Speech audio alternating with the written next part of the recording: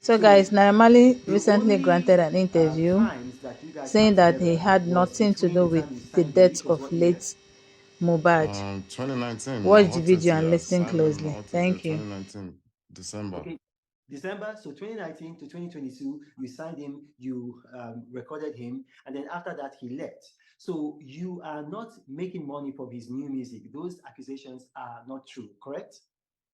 That I'm not making money from his new music that is dropping outside Malian music. No, we not stopping his growth. We're not stopping him from dropping music. When he left, it was gone from Malian music. Okay, you see, we live in, will I say, a time when a lot of our people in, especially in Nigeria, can be, will I say, they can easily believe stories because we've heard people who have said that our former president, immediate past president, General Muhammadu Buhari, he died and was replaced by a clone named Jibril from Sudan. And so, it's very easy for people to believe, all of these things. So now we've known by the laws of physics, you weren't even in Nigeria. And Everything is a lie. Everything. There's a reason why. There's a reason why a lot of people probably trying to blame me for their own reason. I don't know why, but everybody can see it's a lie. Like something happened to him on the day he was out. Why there people are trying to cover up some things? Like I no, no. said, Aziz, you cannot say that everybody knows it's a lie. A lot of people are blaming you. In case you don't know, you've lost hundreds of thousands of followers on Instagram. So we need to clear the air. We need yeah, to clear the air with that the that truth. that's true. That the losing followers is not like anything to me right now. Like mobile is late. It's not here anymore. That's a lot. That's more than I'd rather lose all my followers and have him here. You understand? My followers is not is that's very small thing in this situation. It's very, very small. That's But admirable. to clear the hair is really, really important. And I believe the Nigerian police are doing their job.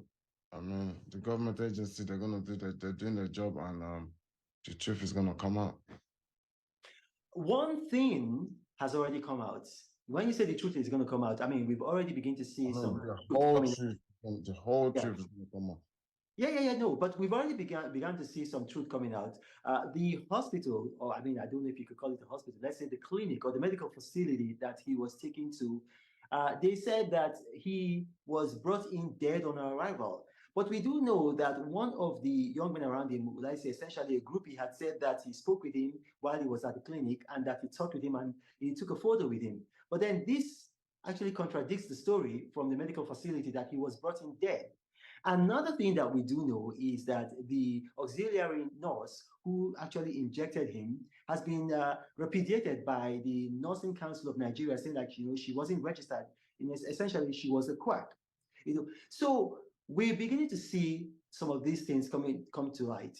And I think in the coming days, the opinion of the public might change. My question to you, Aziz, additional Fashola, is this: are you willing to go back to Nigeria if the Nigerian police wants to question you?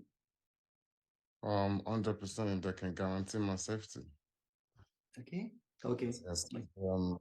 Um, there's a lot of hungry mom that don't really want to know the truth. They've been poisoned by the media, so if they can guarantee my safety, I'll be there. That's a very reasonable request because I mean I had people in Nigeria because of my political views who were very very morbidly against me, and I went to Nigeria. I went to Nigeria. I didn't have any security though, but I went to Nigeria. And I was able to. I stayed, I think, about 48 hours in Nigeria, and I left. But then after I left, I saw that a number of some of these people who had political differences with me were saying that if they had found me, like they would have snuffed life out of me.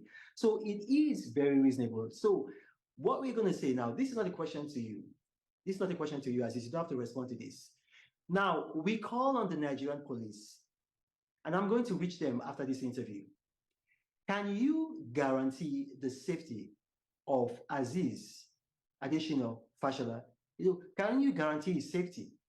Publicly guarantee his safety so that he can return to Nigeria if needs be to answer questions and to clear his name further. That is to the police. Now, one final thing before we go. One final thing before we go. We started from the very end, but let's start from the beginning. How did you meet this young man, Ilirioluwa Oladimeji Aloba? How did you meet him? I met him online. I met him by seeing his videos online, his freestyles, his songs, or there's some when he just used some of my words, or when I've just been watching him online, and I sent him a message. Wow. And who gave him the name Mohbad? I don't know. That's the name I met him with. Okay, now one last thing. I know I said the last question, but one last thing. I'm like Oliver Twist. One last thing. We saw a video by, would I say, a pastor. It's a 70-year-old pastor. Whether he's 69, he's going to be 70. Pastor Tunde Bakare. And he said the reason why Mohbad died was because he was hanging around bad people. What do you say to that? If I have to start, that's the problem. That's a conversation. I don't know if we want to go into that conversation now. But I personally believe that he was actually stressed as much. He needed help. I believe he's being bullied. I believe he's in whatever. There's people on his neck. There's people all over him that is in danger, but he's just not in danger from us. He's not in danger from me. If he's in danger from me, if anybody's scared of me, you will see nobody's gonna come out on videos doing all of this. I don't belong to any court whatsoever. I moved to Nigeria in like 2019 from England. I don't know what court is. Like I've been getting away from the courts in Nigeria. I've been running away. There's so many times in this Lagos. I've been getting away from it. I'm actually anti-courts. I'm against it because of so many times they've tried to force me in it, but thank God they've never succeeded in doing it. So talking about that, I really think everybody that's acting like they're trying to help, they're not trying to help. I believe that they know a lot of things. People around them know a lot of things. I believe they know a lot of things because if they stop taking the conspiracy, if they stop directing the conspiracy my way, maybe people will see a lot of things. I do understand maybe you're surrounding yourself with a lot of bad people, like a lot of cultists.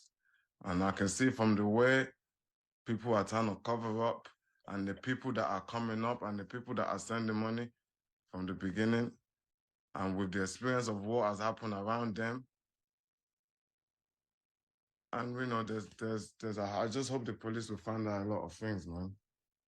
Well, we've been able to clear up a lot of issues, and I really thank you, Aziz Adesina Fashala, for talking to me.